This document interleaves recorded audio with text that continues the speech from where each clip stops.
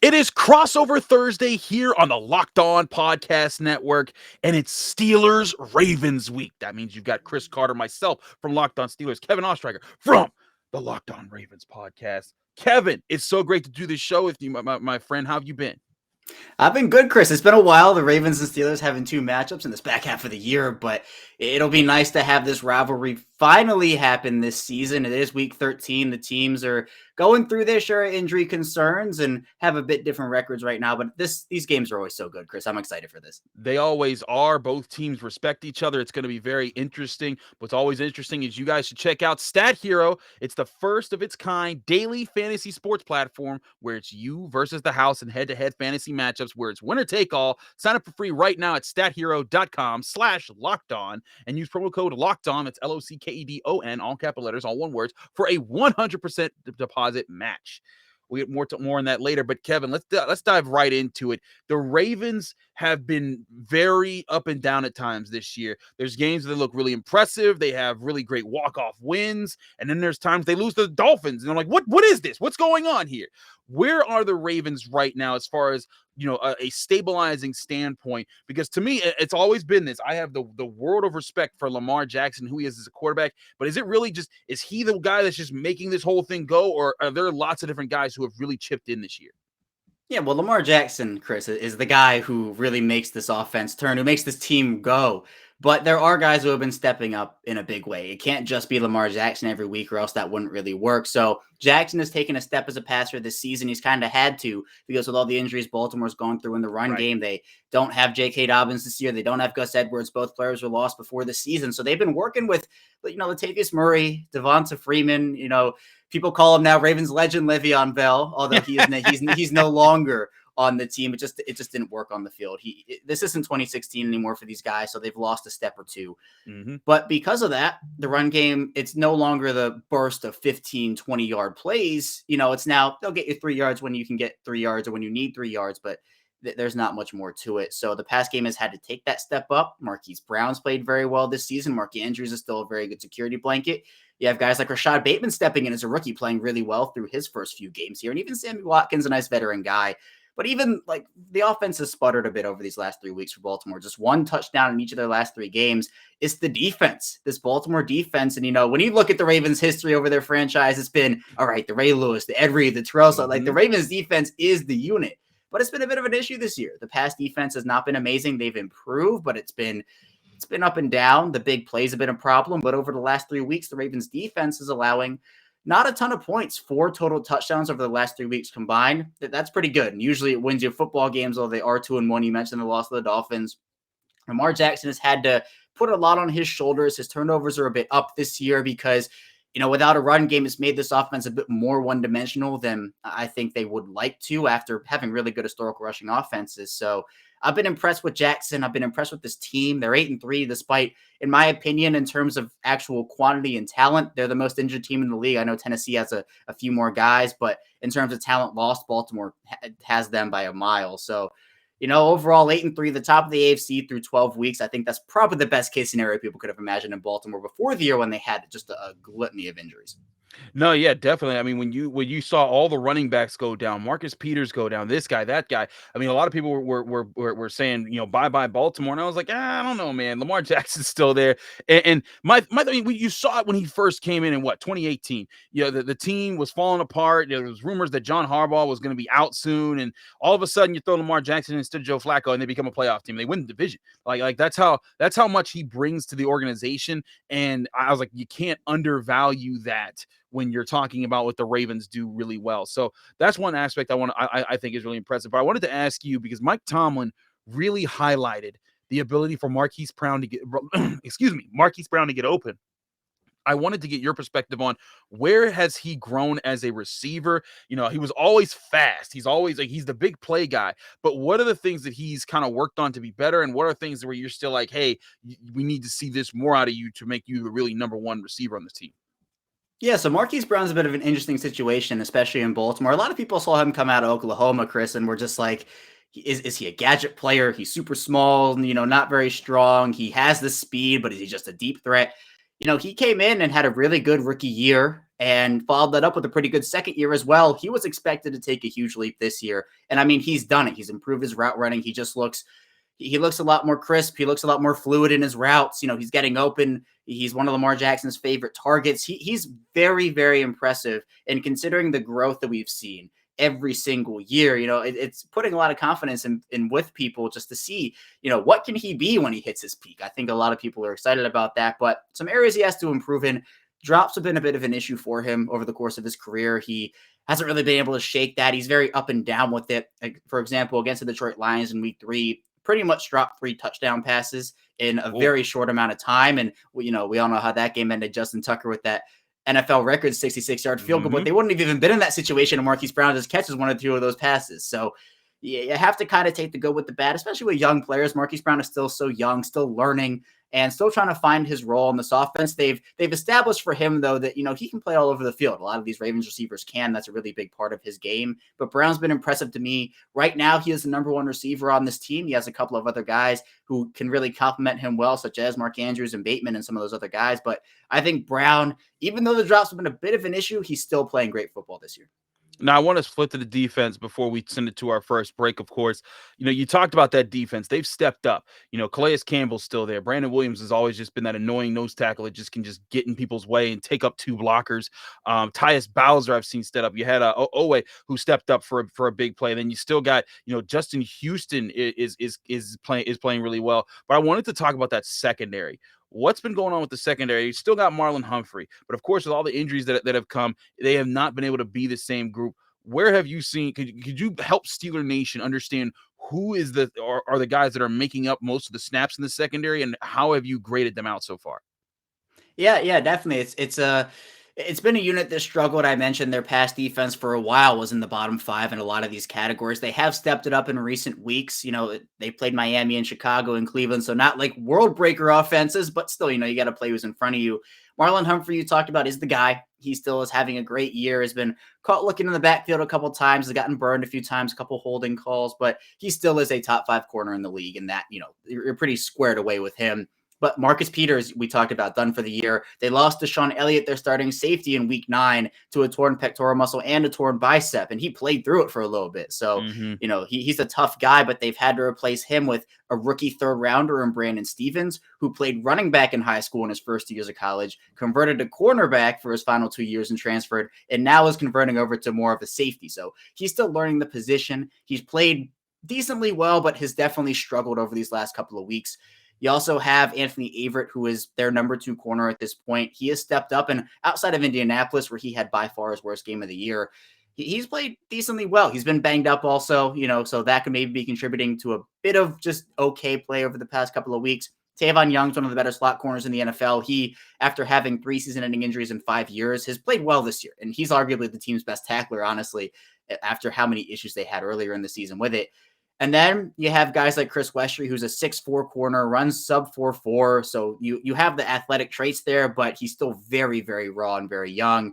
Other than that, you see every week the Ravens are signing defensive backs to their practice squad. Jimmy Smith has been in and out this year, hasn't really played a ton over the past couple of weeks, especially because he's been injured. He did return to practice in a limited fashion on Wednesday, so that's a positive. But yeah, the secondary is hurting. I think, they're feeling the loss of Marcus Peters. He just does so much for a defense. You trust him. He'll give up a big play or two, but he has the ability to change a football game, to really get in the quarterback's head. And so that's where I think Baltimore is really missing. And when he comes back, if he comes back, there are rumors of him being a salary cap casualty in the offseason.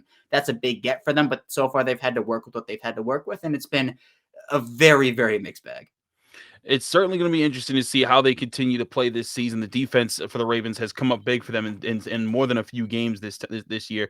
But we're going to take a quick break. We come back. Kevin asks me questions on the Steelers. First, I got to tell you guys about StatHero.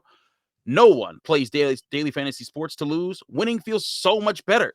But traditional fantasy sports are a long-term losing proposition because you never know who or what you're going up against. StatHero is the first of its kind daily fantasy sports platform where it's you versus the house in head-to-head fantasy matchups, and it's winner take all. And here's the crazy part. StatHero will even show you their lineups before you play, and you handpick the team you want to face one-on-one. This is a never-before-seen innovation of a fantasy sports and sports betting hybrid as StatHero players clocking odds that are over 4 times better. Why? Because you don't have to compete against thousands of experts or unknowns. StatHero puts you in control of your fate. With StatHero, you are in control of the stakes. You decide how much you're going to play for, and StatHero has no choice but to take it because they're daring you to beat them. StatHero is head-to-head and is what daily fantasy should be one-on-one. Sign up for free right now at stathero.com/lockedon. That's stathero.com/lockedon. Use promo code LOCKEDON. That's LOCKEDON, all capital letters, all one word, and you'll receive a 100% deposit match on your first deposit. Again, that's stathero.com/lockedon for promo code Locked On to receive your 100% match on your first deposit. StatHero.com/locked on. Terms and conditions apply.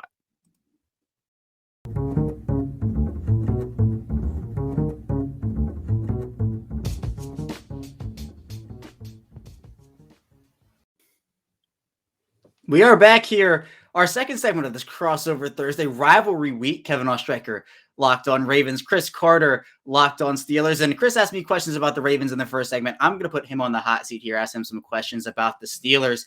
And I mean, Chris, I don't think we could start anywhere else but the quarterback situation in Pittsburgh with Ben Roethlisberger and how he's performed this year, what he's doing for this football team, and just how far he can take this team overall. Now, Pittsburgh is sitting at 5-5-1, and you have, I think, a team that is kind of wondering what their next steps are with the quarterback position. Obviously, it feels like this has been Roethlisberger's last year, but how would you assess his play so far in 2021, and how far do you think he can take this team if he can take them anywhere?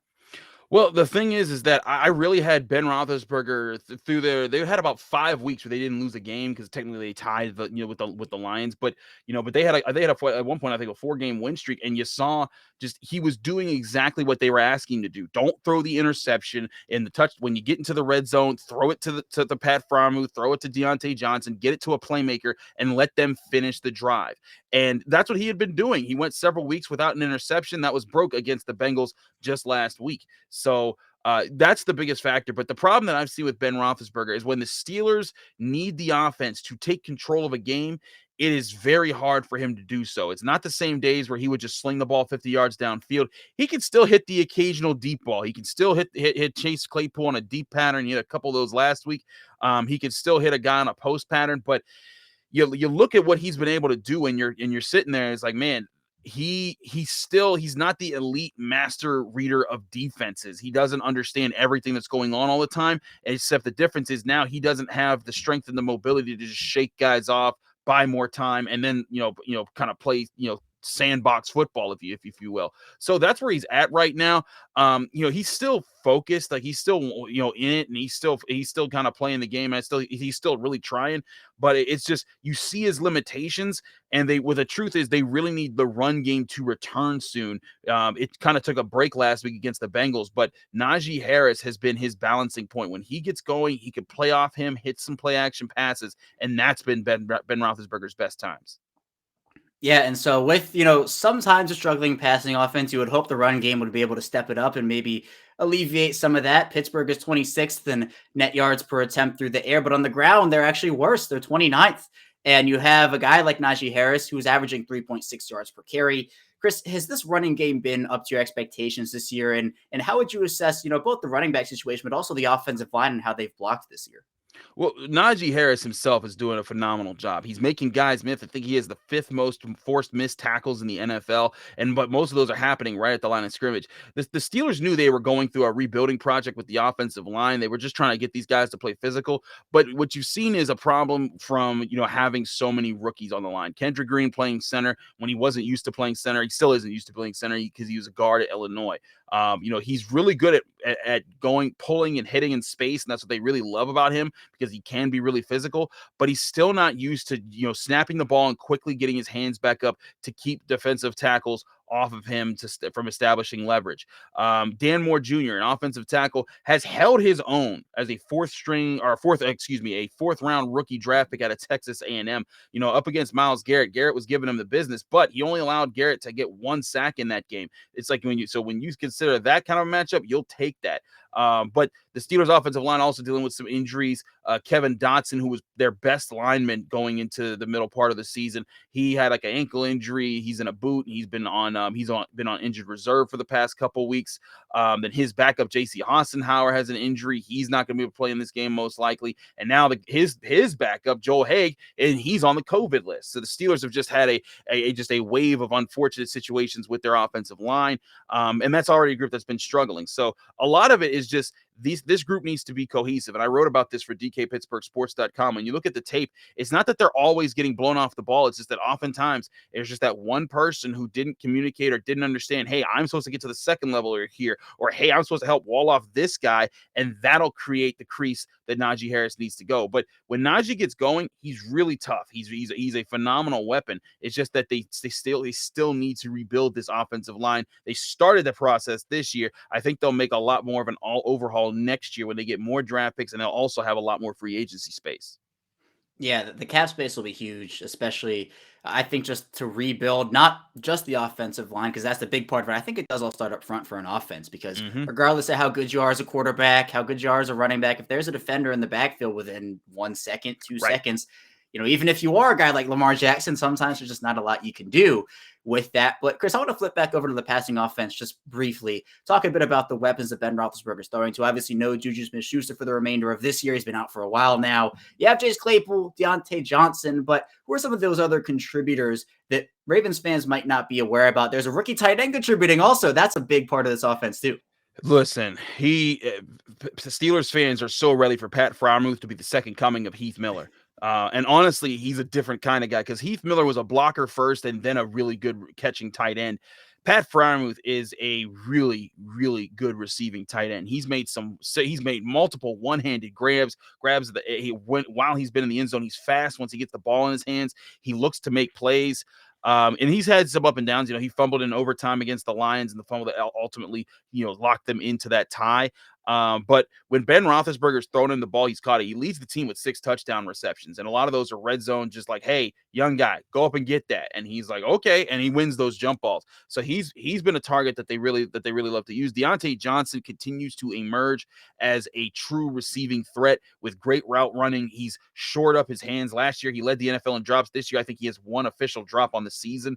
And a lot of that is because all through training camp, all through practices, he's always the first one out now. And every time he's out there, he's just catching tennis balls over his shoulder and catching this way, this one that way, and that one the other way. And that's allowed him to be a much better receiver this year. So really, it's been a mix of Johnson, Claypool, Harris, and Freiermuth. They've worked in Ray McCloud occasionally. He's back off a COVID list, so you'll see him a little bit. He's more of a quickster speed guy who's really been worked in. James Washington hasn't really been a feature of this offense, but for what it is right now, the Steelers are basically relying on those 4 guys as Ben's primary targets to make big plays. Yeah, so there is big play opportunity beyond. We know Deontay Johnson can make multiple big plays. He's someone who can shake open, make some things happen, and Claypool can be a deep threat for them, obviously. But, other than that, you have Freiermuth, who I think, is turning into something in Pittsburgh. So hopefully, we'll see what ends up happening there. But Chris, moving on to the defense, this Pittsburgh defense hasn't been the same as we've seen in recent seasons this year.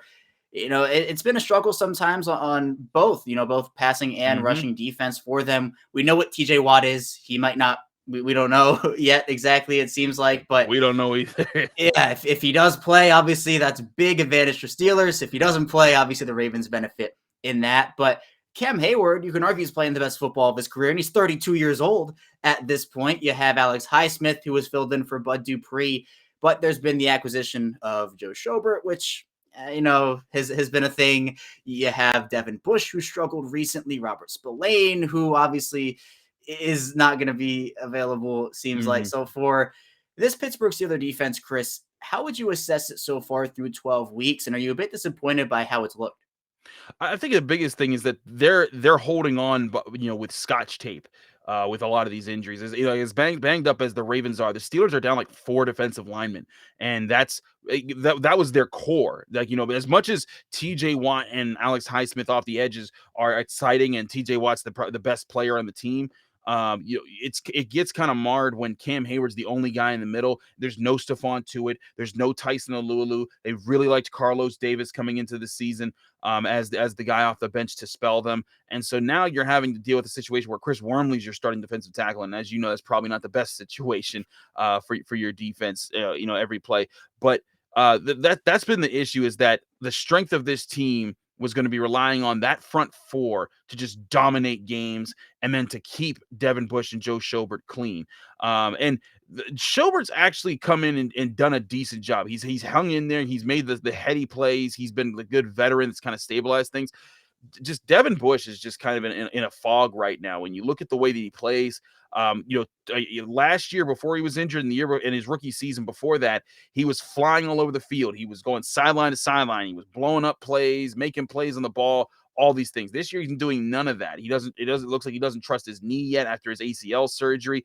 He's still trying to recover from that. So he hasn't played well. Some people call him a bust. I'm like, I'm going to pump those brakes until I see him actually see if he recovers, because there's other guys out there with busted ACLs that aren't recovering just as fast, like Bud Dupree, former Steeler, who's now with the Titans and back on injured reserve for them.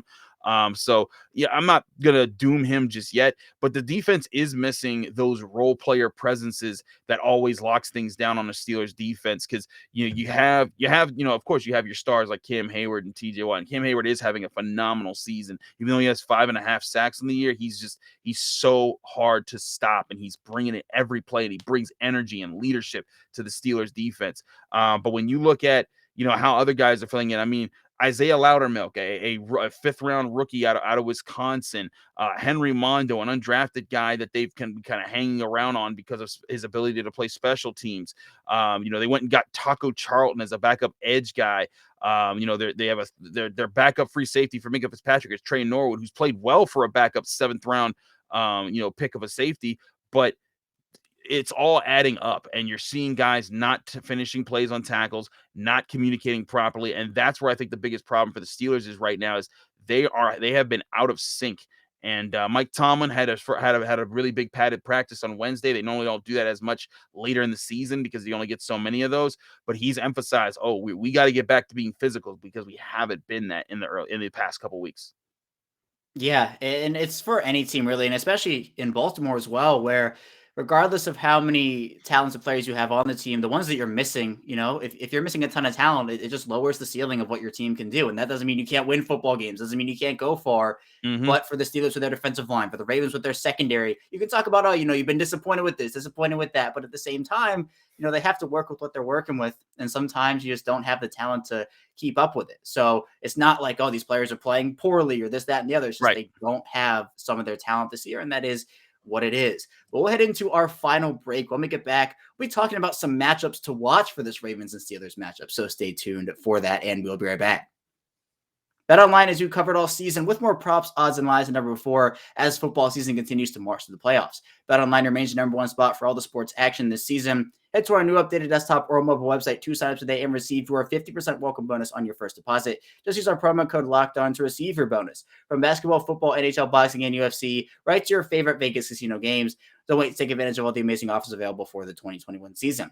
BetOnline is the fastest and easiest way to bet on all your favorite sports. BetOnline, where the game starts.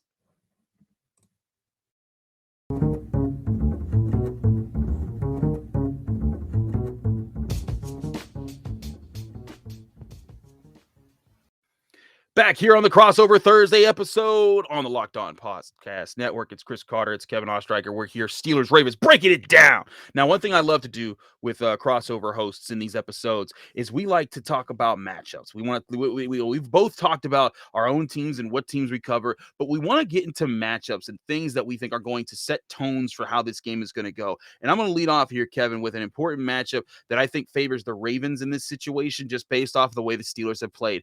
But gap integrity has been a problem with the Steelers over the past couple of weeks. You have Isaiah Loudermilk coming back off an injury. He's a 5th-round rookie that they've liked, but he's still having to learn how to play defensive line. And between with TJ Watt maybe missing this game, there's going to be a lot of chances for Lamar Jackson to be going up against backup guys up front in positions where the Steelers have been very stout against him in the past, not letting him break loose and break open games. To me, That's the matchup that the Steelers are in the most trouble with. If they're not able to just pinch down and say, hey, we're going to keep, Lamar Jackson bottled up in the pocket, and if he tries to slip out, we'll at least be able to trip him. If they're not able to do that in this game, this is going to be over before it started. And I think that that's going to be the nightmare situation for the Steelers. It's a big challenge to backups like Chris Wormley, backups like Isaiah Buggs, backups like Henry Mondo. There's going to be all sorts of guys that are going to be called upon up front to step up and make plays. And that's also going to include Devin Bush and Joe Schobert coming up to clean up after those guys make those plays. So that's my first matchup that I think favors the Ravens. The one thing that I think does favor the Steelers is if they can get their playmakers in space, that's where they can do the most damage. Find ways to hit Chase Claypool, not deep down the sideline, but over the middle. Let him run some slants, let him run some ins, let him catch the ball in space and let him work. That way you take the pressure off Ben Roethlisberger. And then the same thing goes for Deontay Johnson and especially Najee Harris and Pat Freiermuth. Use your playmakers. They're very good weapons. Ben Roethlisberger just has to target the middle of the field. The problem is, Kevin, he hasn't done that all season. And the 1 week he did was the Chargers game, and he threw 3 touchdowns. So you'd think he'd go back to that, but no, he refuses to. So those are my matchup keys there. Kevin, what are 2 matchups that you're looking for that could favor one side or the other? Yeah, well, Chris, the Steelers might get Chase Claypool on the sideline because the Ravens have had problems with their big plays this season. And even though the defense has played well over these last 3 weeks, the big plays have not gone away. They've still given up big plays. There have been miscommunications, whether it comes on screens or whether it comes through a bunch of other things as well. Looking at this team and just what they are doing on defense, there's been improvement, but they're giving up chunk plays of like 60 yards. You see 49 yards, you see 23 yards. So that's one area where, especially with the Steelers having weapons that can do that, like Chase Claypool, like Deontay Johnson, if you throw Pat Freiermuth in there, you can. The Ravens, they have to get better at that, but they just haven't over the course of this season. So that's one area where, look, if they can cut down on the big plays and take that out of their vocabulary, then this could be a good game for them. But if they let a guy slip past their defense, if there's a miscommunication and guys don't get, in their zones or whatever they're doing, that could result in a big play touchdown, a big game that could really shift momentum to Pittsburgh. And that's something the Ravens just don't want. One area where I think it does favor the Ravens, I do think shutting down the run game is one area where Baltimore has been very good this season. And with Pittsburgh not having the best run game this year, with the offensive line struggling a little bit, with potentially Calais Campbell coming back, this Ravens defense could potentially make Pittsburgh's offense even one more dimensional than I think they have been this season. And that's big for any game plan on defense every week, week in, week out. One of the goals is to make an offense one dimensional so that you can kind of resort more resources back to the area that's killing you. So if the Ravens can take the run game out of the equation completely and say, you know what, we're stopping it, we're good. The Steelers have to throw the football a bit more. That can be a big part of it as well. So I think stopping the run game is huge for the Ravens to start off the game. And that'll be 2 matchups for me that I think really favor both sides. That's going to be really interesting. There's your matchup talk for this game. We both each have an episode coming out Friday to get you ready one last time for Steelers Ravens. It's always a great week when the Steelers and Ravens play each other in the AFC North. Kevin, it's always awesome doing this show with you, my friend. Let people know they can find you, follow you, and get more of your work. Yeah, absolutely, Chris. I am on Twitter, CashTrekker34. The Locked On Ravens account is at Locked On Ravens. And you can also find my work over at Ravenswire. I'm the managing editor over there. But this was a blast, Chris. We'll see each other soon, though. Week 18. The first ever Week 18. We'll see the Steelers coming to M&T Bank Stadium for that final game of the year. Yeah, I'm excited, man. I'm very excited for how these teams are going to be playing each other relatively soon. You guys do that with the Browns too, so that's going to be very interesting to see how that plays out. But Kevin, thanks for doing the show with me as always on our crossovers. I'm Chris Carter of the Locked On Steelers podcast. You can follow me on Twitter and Instagram at Carter Critiques. You can follow this show just like you follow Kevin's show on Apple, Spotify, Google Podcasts, Odyssey, and of course YouTube. If you watch this video on the Locked On Ravens channel or the Locked On Steelers channel, give it a like, give it a subscribe. It really helps all of us out. And hey, Steelers fans, I know that you guys typically hate the Ravens, but Kevin, as you see, is a great host and awesome person. Give him a 5-star review on Apple. Help him out. Ravens fans, and I appreciate if you do the same for me, because it's all love here in the AFC North until game day when everyone's yelling at each other on Twitter. But from Chris and Kevin, we hope you have a great Thursday. We'll both be back in your screens and in your ears on Friday.